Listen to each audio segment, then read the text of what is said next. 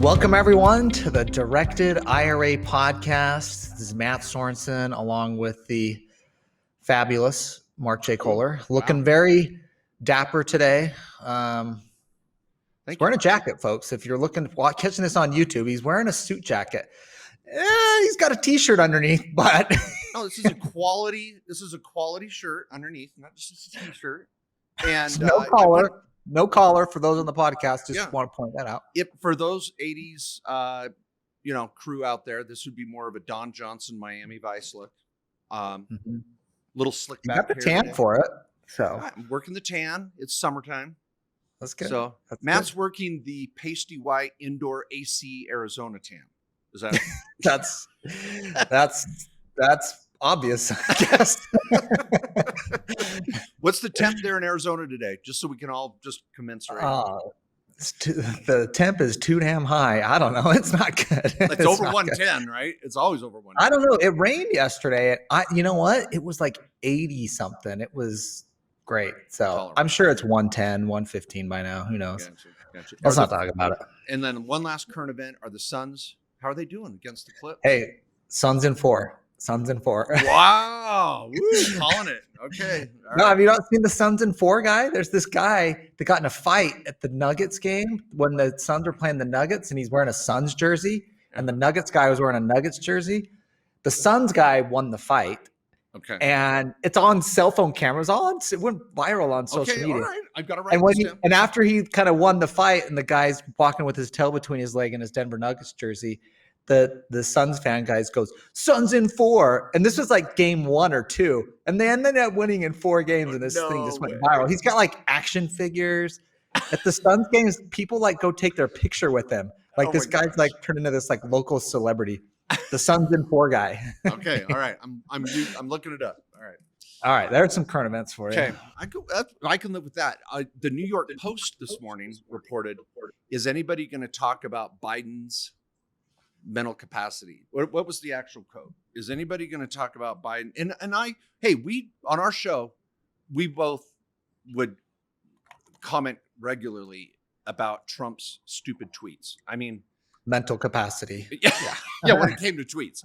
But the guy could field questions and not look like he was lost. And it's scary right now. And whether you're a Democrat or Republican, here's the New York Post op-ed today. Is no one going to mention how confusing and out of it Joe Biden was?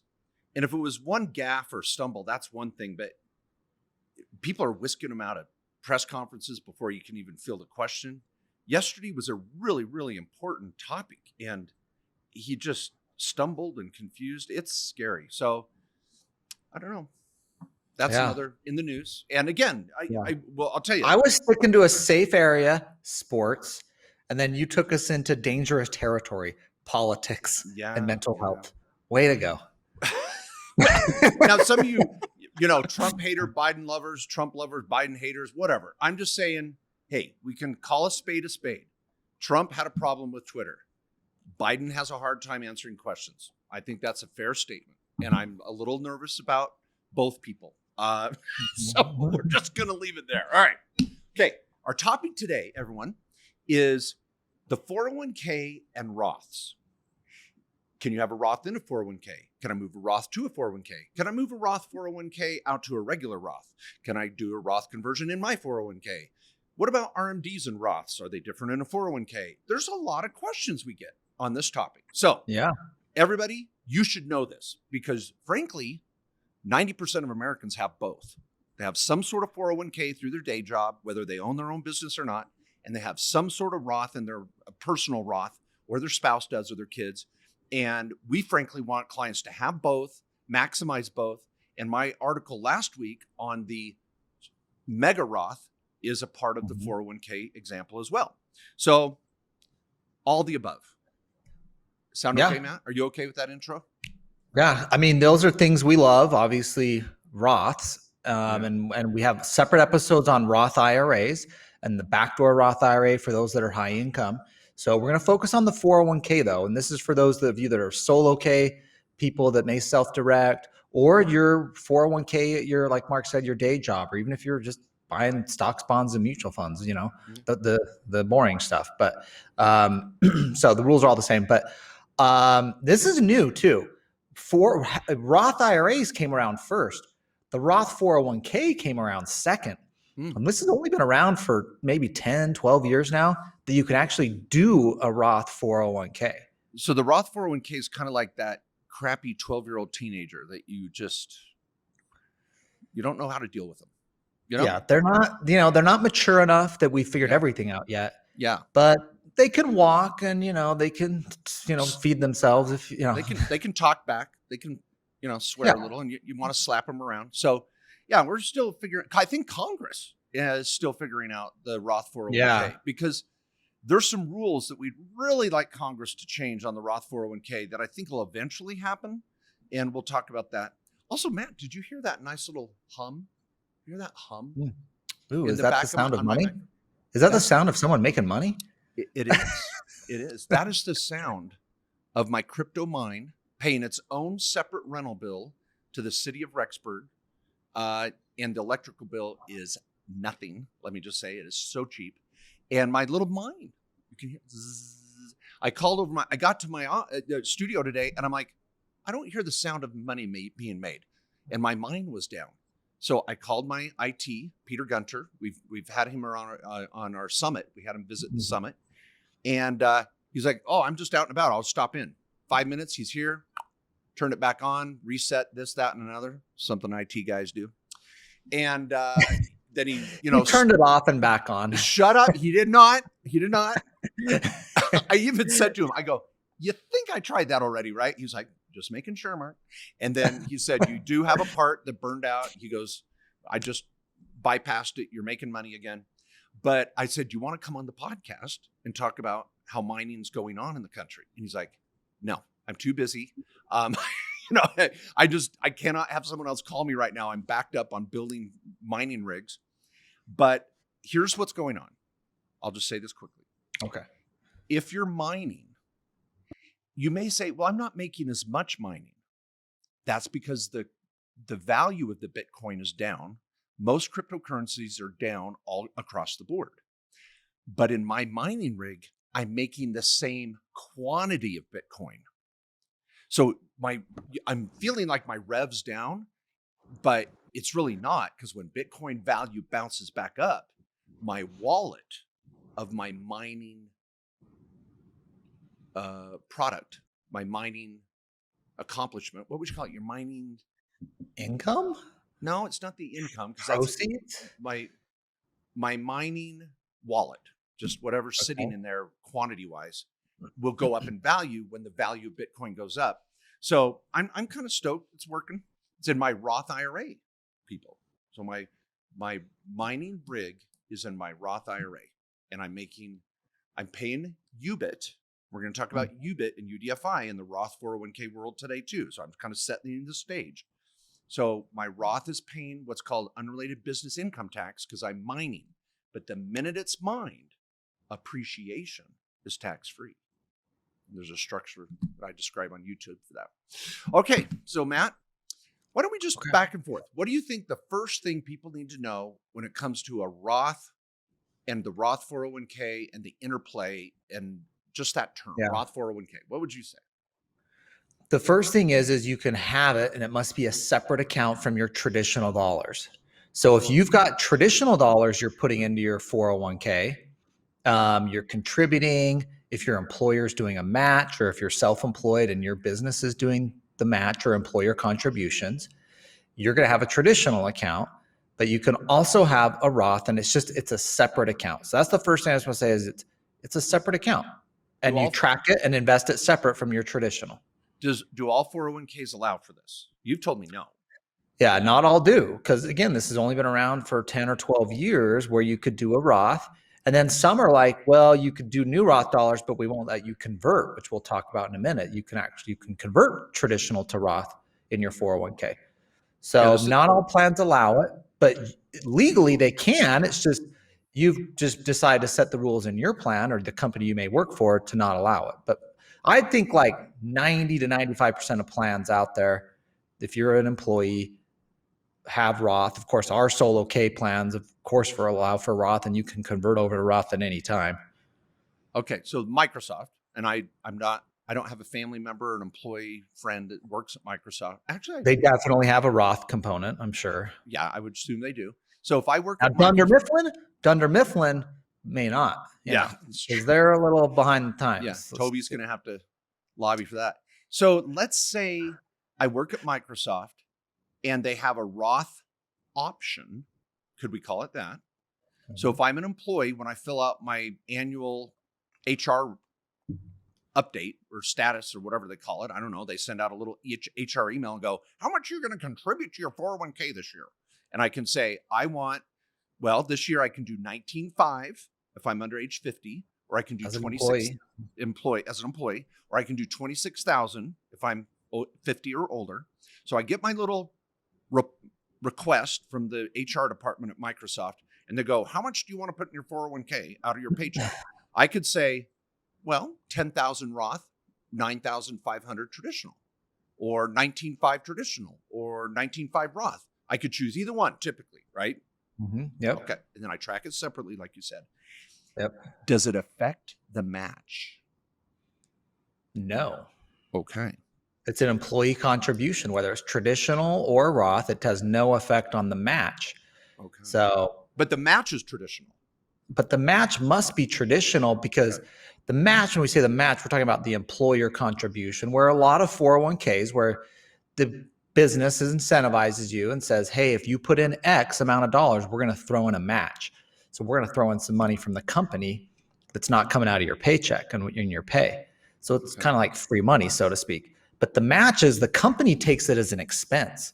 Yeah. So it has to be traditional dollars. Okay. It's kind of like when you put money in a traditional dollars in, you get a deduction, right? So it's the same thing. The company takes an expense to put it in.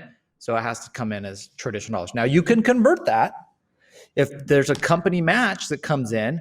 Okay, vested. You're moving to a new topic. So you're talking about conversion. Is that okay? Can I stop? I just get excited. I know. Geez, Matt. Can you blame me? We're still exciting stuff. We're still in the foreplay portion of the show here. Can you slow down? All right.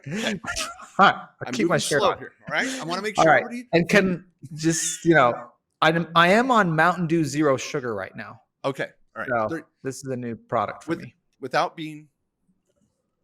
This is a PG-13 show. I'm just saying this is the crescendo. I'm making sure everybody feels comfortable. There's a romantic glow in the room. Okay. Just talking. This is the foreplay of the show, man. So, okay. The music's coming on. Yeah. Little. Okay. Right. Okay. Now, let's say, I think the last thing I want to say here is, everybody, think of your 401k at work as having two buckets. And one could be Roth if you want, and one is traditional if you want. But if you're getting a company match, your traditional and the match is going to go into that second traditional bucket. There's not a third bucket for matches. There's just two buckets. Yeah. And the match is going to go into that traditional bucket. Now, if you're a small business owner with a solo 401k, you have more flexibility to create some different accounts or buckets. But I would say for the majority of people, Matt, right, it's a two bucket concept. Fair? Yeah. Now, a lot of times your 401k is going to track the money separately, though, just, for a tracking purpose. But it's for tax purposes and what you need to know, you have traditional dollars and Roth dollars. You have the two buckets. Yeah, because that's right. Because in some 401k plans, the employer may say, well, the match we put in doesn't vest for a certain period. It may not be... if you leave or, or whatever, you're not going to... Rollover rules. You're not vested. Yeah. Yeah. Okay. All right. So let's say everybody out there, we're on the same page. We've got this 401k. We've got a Roth bucket. We got a traditional bucket. And now we say, I'd like more Roth money. And you said, Matt, I could convert some of the traditional money to Roth inside my 401k. Yes. Even the employer match part? As long as that's vested. Okay. So as long as it's vested. Tell everybody what vesting means. So sometimes in a 401k, you never do this in a solo K because why impose this rule on yourself? But sometimes your day job 401k, let's say, Or maybe in your small business 401k where you got employees too, you have vesting that says, we're going to put the match in, but you only vest and get it if you've been here for 3 years. So let's say they put in $3,000 as a match for you. You vest that over 3 years, let's say, is their vesting schedule. So you get 1,000 would be released to you each year. Okay. And that would start again every year that they put in the match, and you have to meet the vesting schedule. So it's kind of a way for the company to like keep handcuffs on you, the golden handcuffs, so to speak, to be like, don't leave, because you're going to leave this money on the table in your 401k if you leave before all of your company 401k matches happen. So, so if you're looking to convert the company match, just make sure it's the vested piece. The unvested piece, you won't be able to convert. Okay. All right. So I can convert. Can I choose how much I convert? Yeah. You could say let's say you got 100 grand in your traditional and you're like, I'll leave 60,000 of it still traditional, but I want to convert 40 to Roth. I got a really sweet self-directed deal I want to make, and I think I'm going to make a big pop, and it takes 40 grand, or I want to throw 40 into crypto or whatever you're doing. Okay. Do I have to sell? By the way, people, some of these questions I'd be at 98% certainty. So I'm asking because I want to I'm going to add the play-by-play here for everybody. I'm the color commentary, if you will.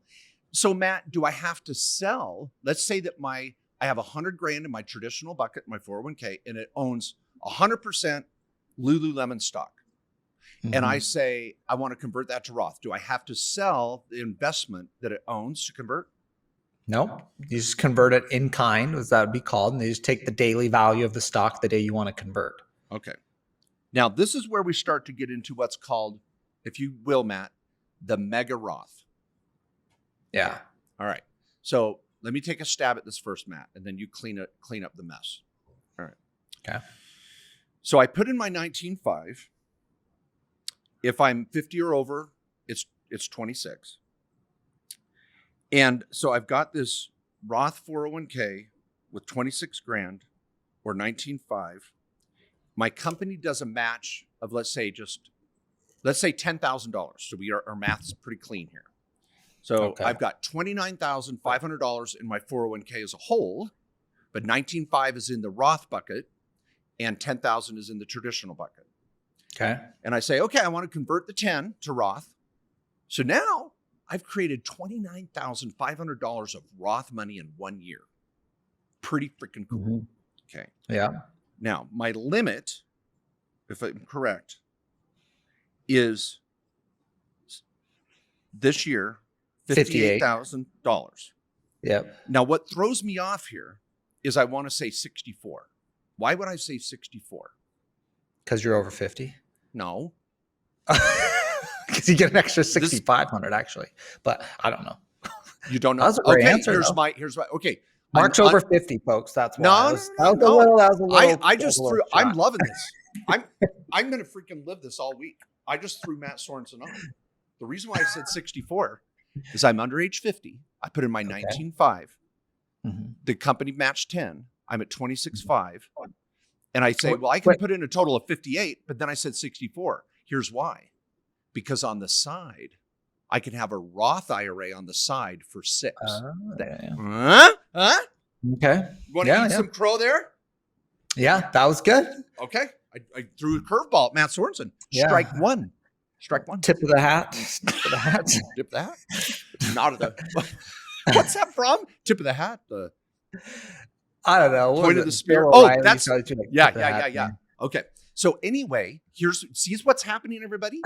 You can have a Roth, individual Roth on your own, which is the Backdoor Roth strategy. We've done podcasts on that. Go listen to that. They have to be backdoor. If you already maxed out your 401k, you have to do backdoor. Yeah, you're doing backdoor. So you got 6 grand of Roth on the side, and everybody can do it in any income at any age. Okay. So you got that little backdoor Roth going. Then I've got this $58,000 limit if I'm under age 50 in my 401k. I've done 19.5 and 10. Well, Matt, how do I get up to the 58? This is the Mega Roth. Can you explain that? Okay.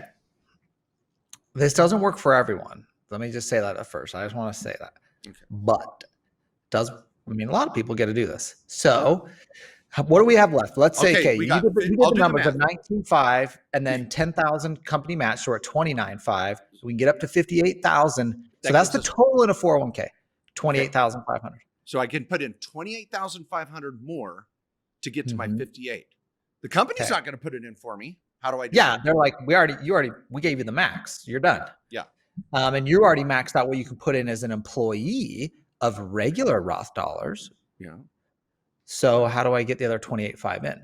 As long as you have that much income and salary from that business, which I'm presuming you are if you're maxing out all this stuff. Yeah. Okay. You've made 58,000. Okay.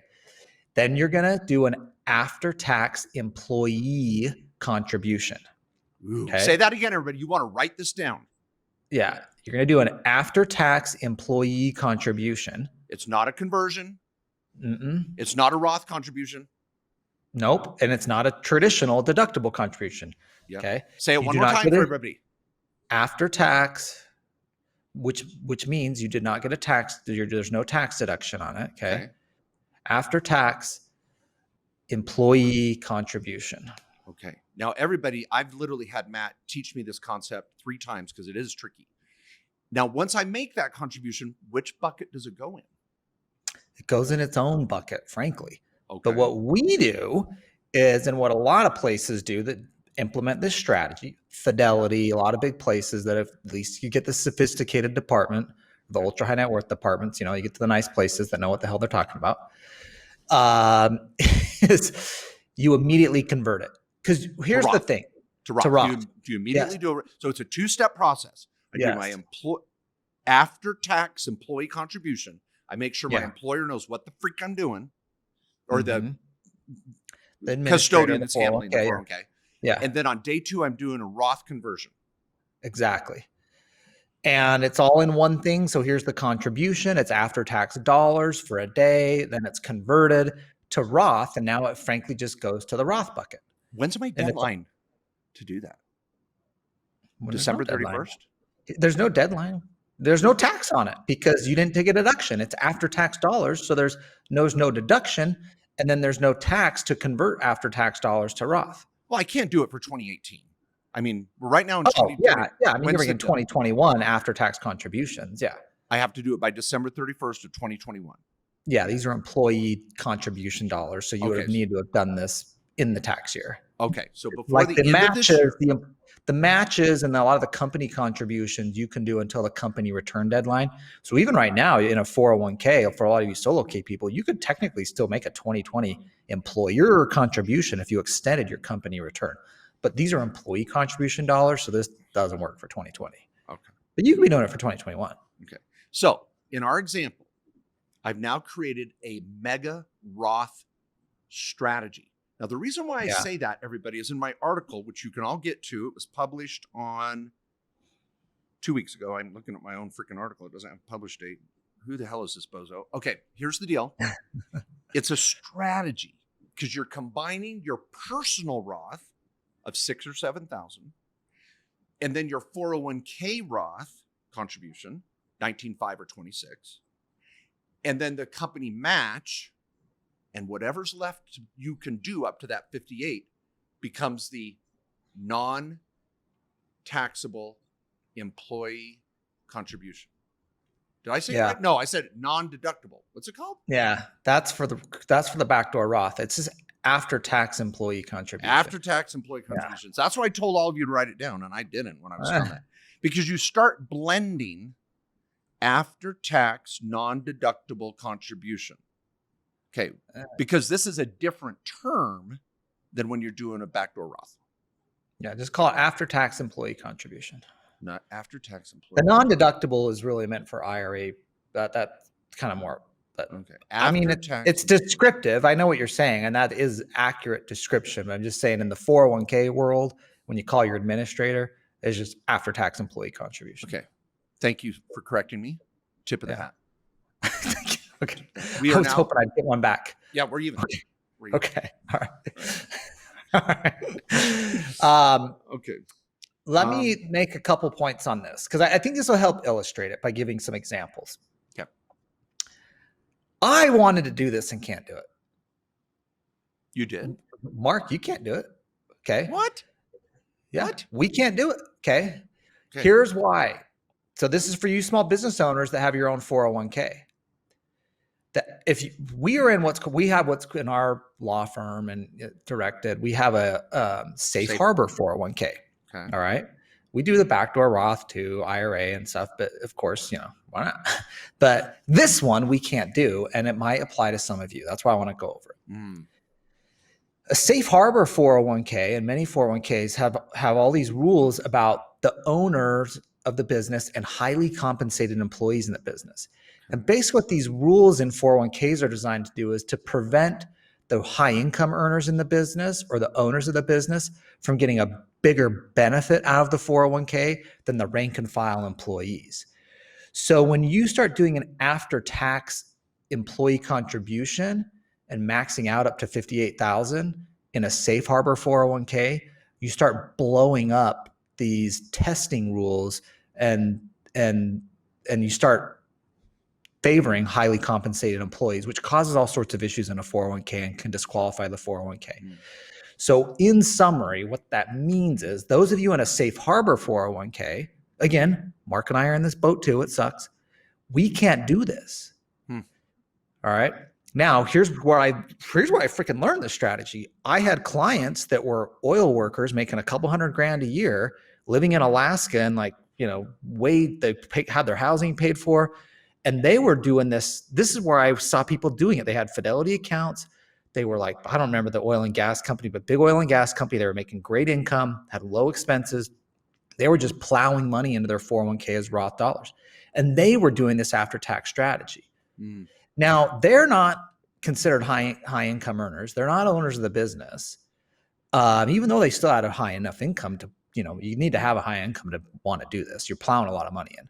So I don't know if that helps. Now the solo K people, don't worry. You're not in a safe harbor plan. You could do this in a solo K. Okay. So safe harbor is where the hurdle is. Yeah. Man, that sounds good. What's the soup du jour? That's the soup of the day. Ooh, that sounds good. I'll have that. Okay. Mr. Sweaty. I love it. Okay. Now,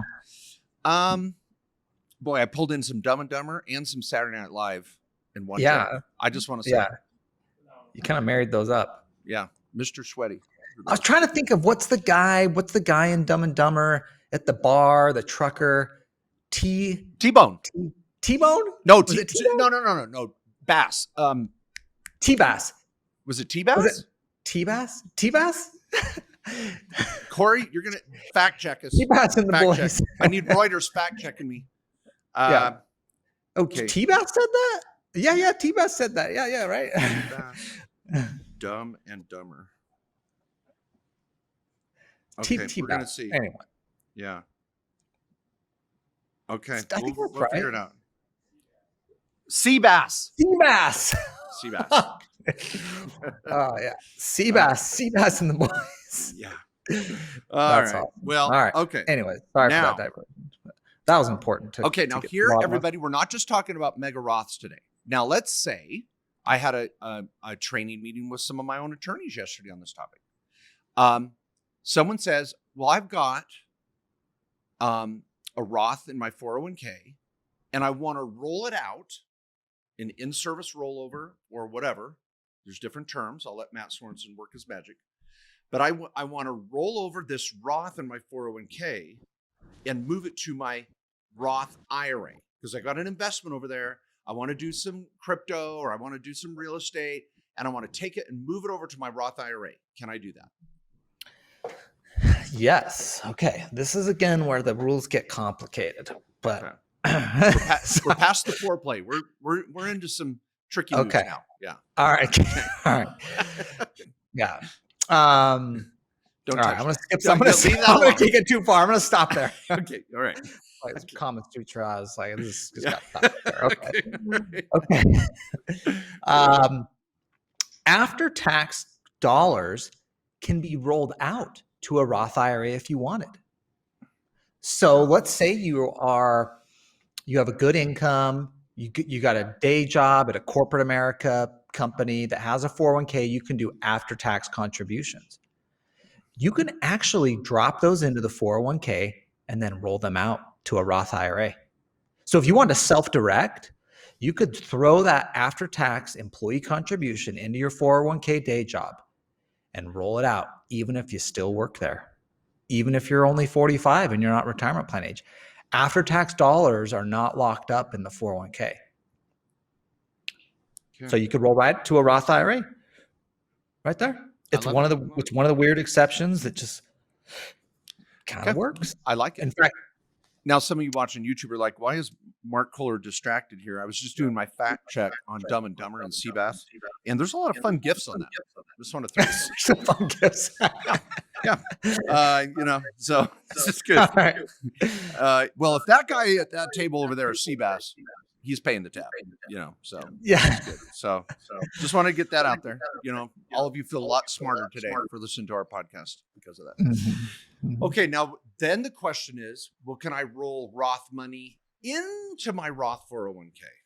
Is it a Roth IRA money? Yeah. Roth IRA into my Roth 401k. Can I roll it backwards?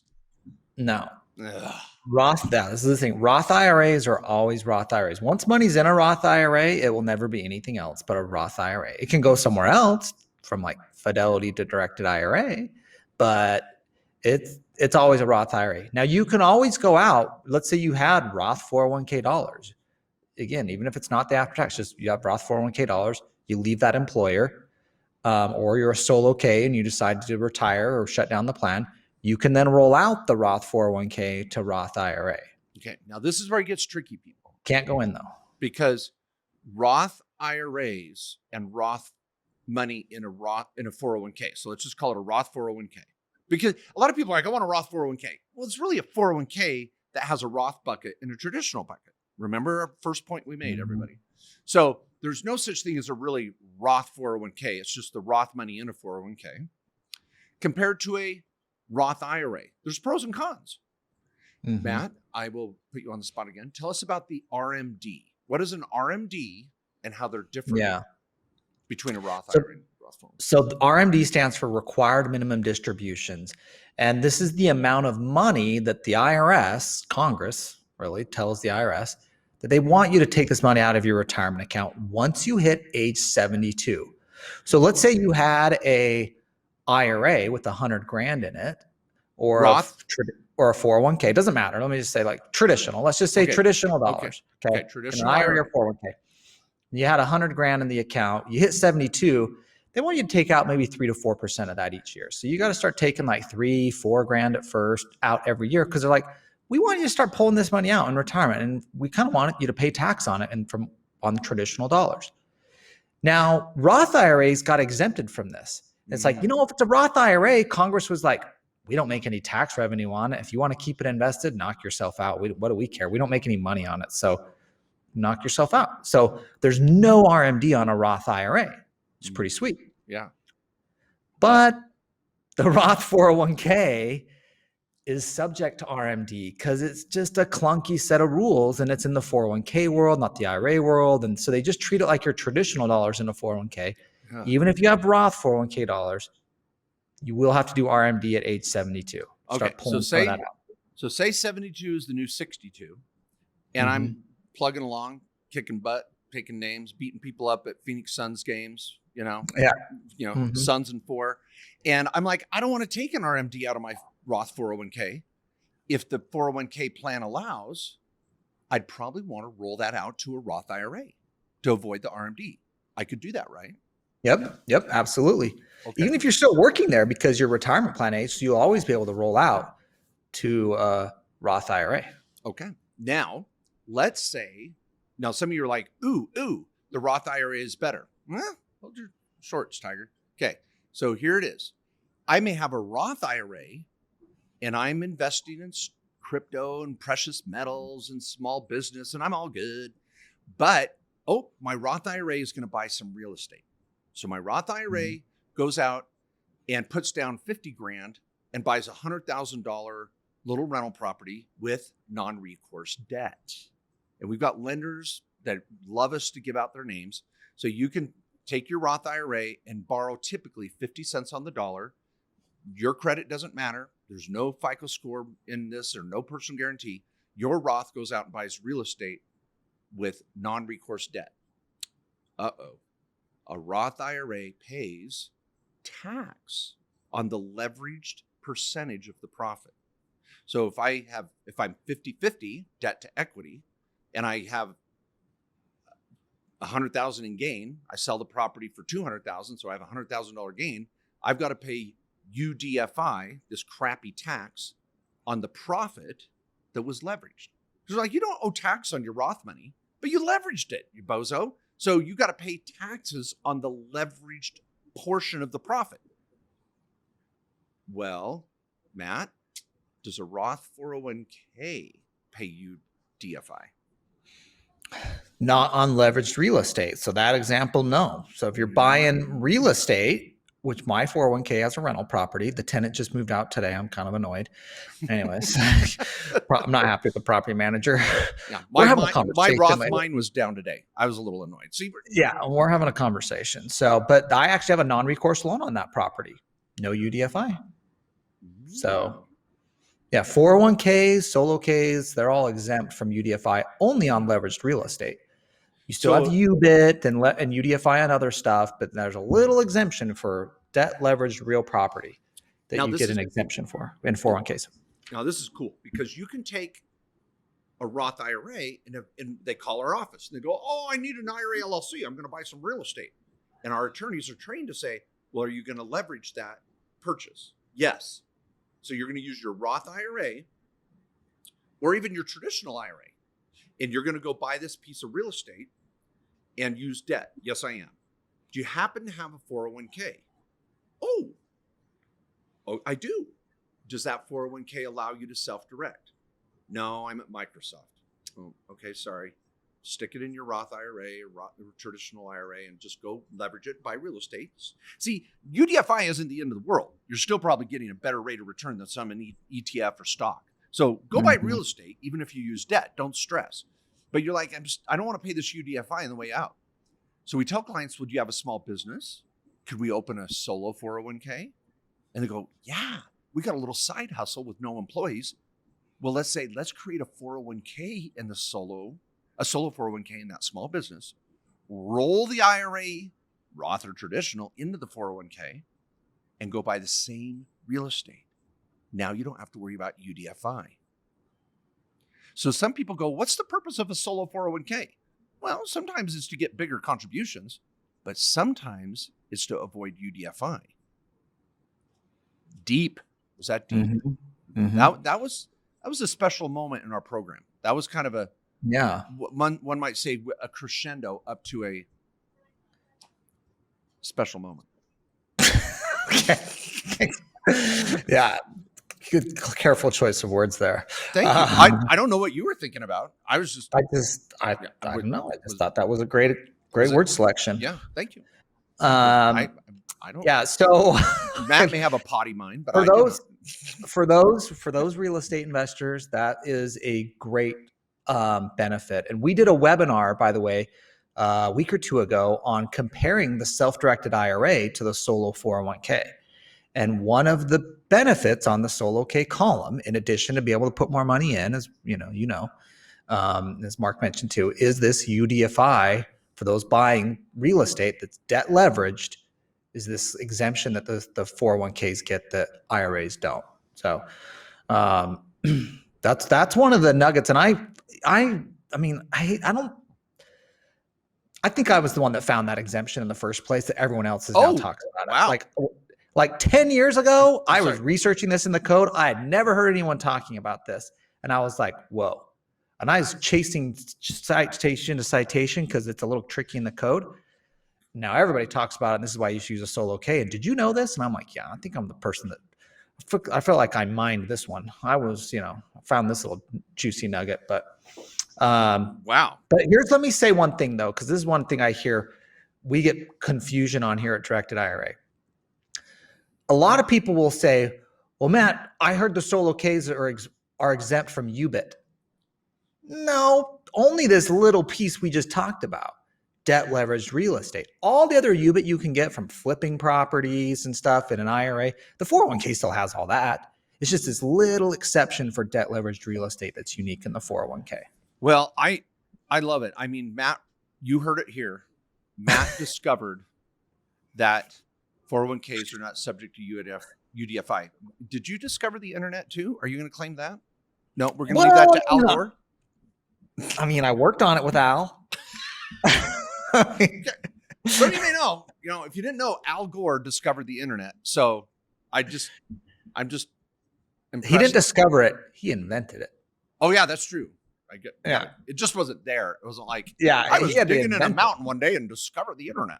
No, he invented the internet, which is almost better than discovering Al Gore though. Can we just have like a normal politician again? That's what I just feel like with the Trump and Biden stuff. Is it's like you got the old crazy guy that forgets what he's saying, and then you got the other old crazy guy that's just legit crazy and is like, mean as hell. To Brooke too just much. have like a normal politician that just like sweet talks you, and then just does whatever the hell. I mean, just give me that old school Al Gore. And that the best president that kind of just schmoozed everybody, it was Bill Clinton, dude. He was a schmoozer.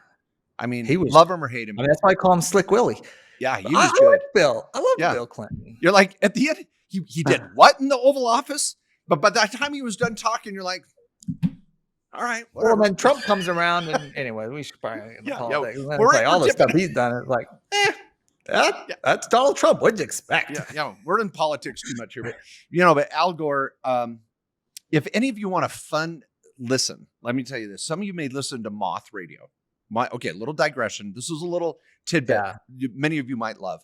Moth Radio is a really fun thing. It's played on NPR, and there's Moth nights or Moth clubs and all this. But anyway, people get up and tell stories with no notes, and they have to be true, and they're recorded.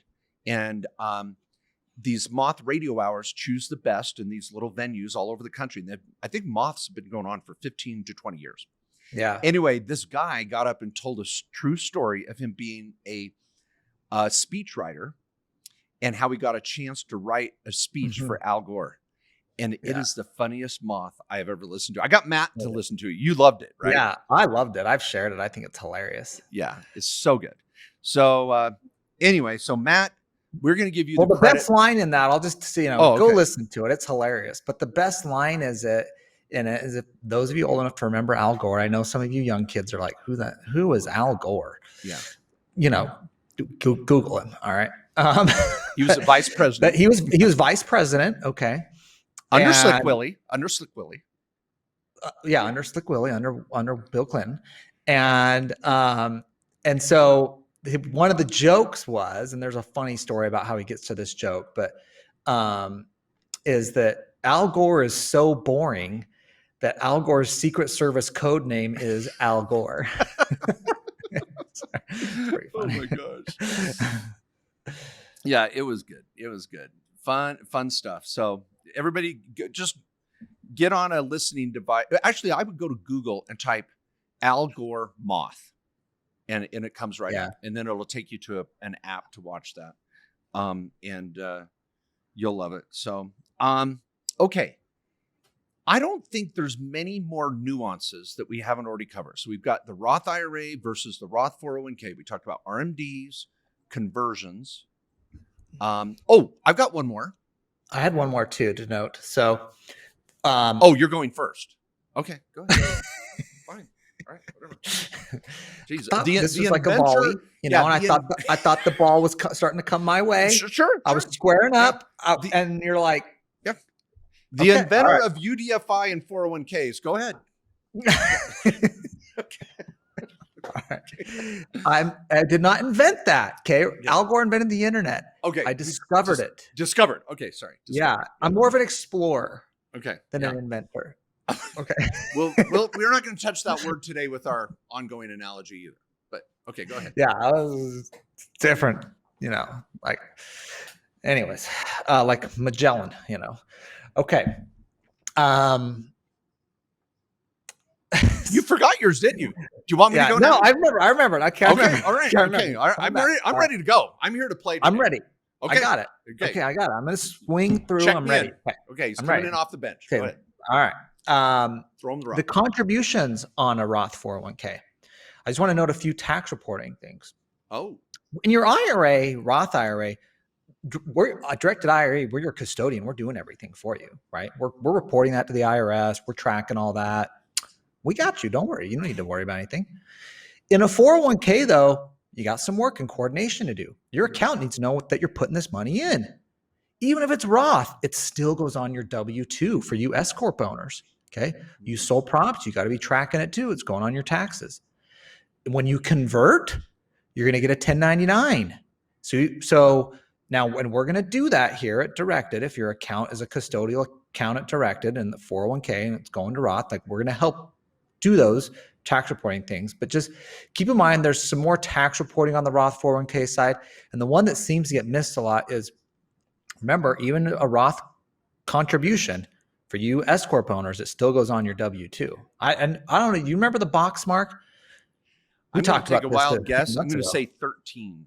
We'll see if I'm right. It's on there somewhere. Now, you don't get a tax deduction for it. So it doesn't reduce your taxable wages on your W-2 like a traditional employee contribution does.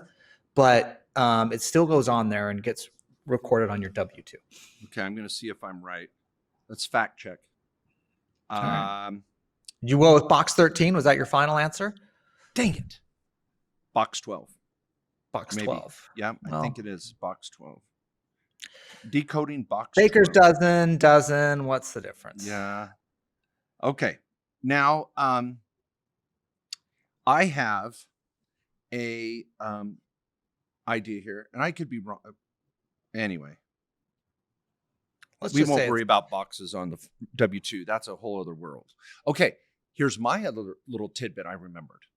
Let's say some of you are trying to do the backdoor Roth, and you want to convert your non-deductible contribution to a Roth.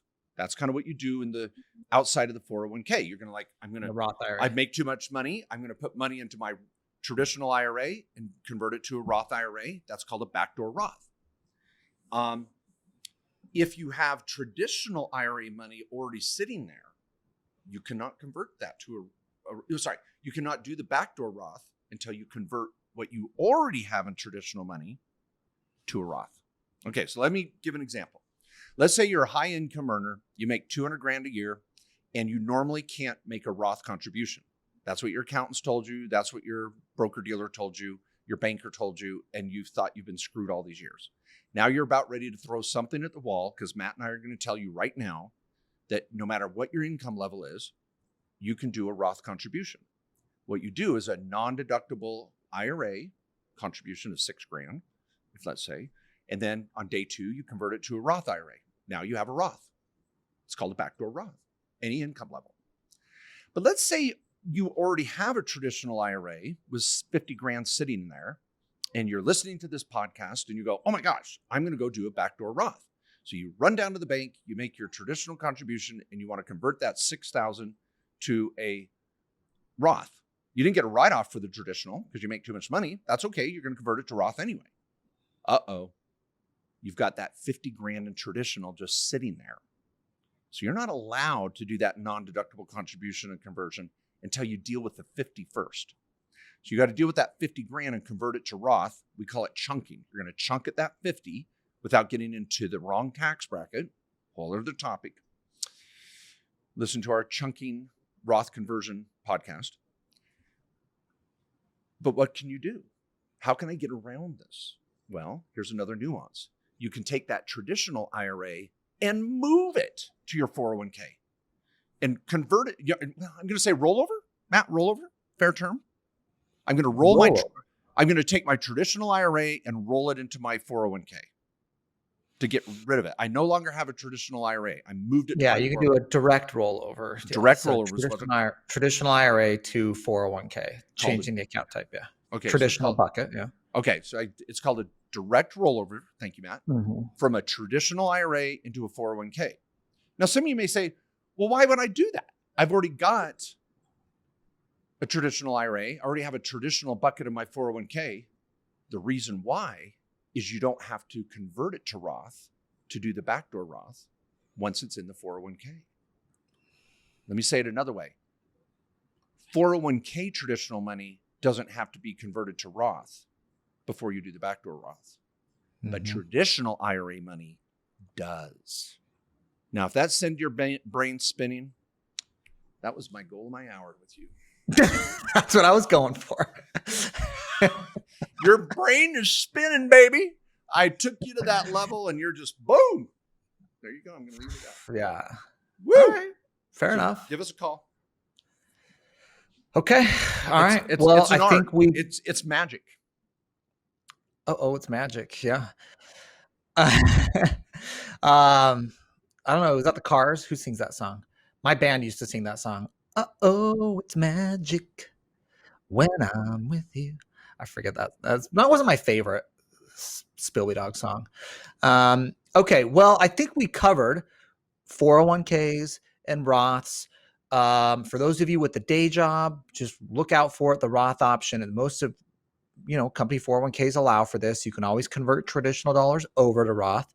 If there's your traditional dollars you got a tax deduction on, you're going to pay taxes to convert. For those trying to max out, I want to do this mega backdoor Roth 401k strategy. It works. Those of you with business owners, because you're the business owner, or if you're a highly compensated employee and executive at a company that's really high up, you may be limited to this. But otherwise, it's a great strategy for the solo Ks. Don't worry, you're not subject to all these rules. You can do the mega backdoor Roth. But just know takes a little careful planning. It's not as easy as all the other stuff. Did I say box 13 or box 12? You said 13, and then you said it looks like it's 12. Yeah, it was 12. Yeah. I was doing some research here on the IRS website, and I thought, I got it.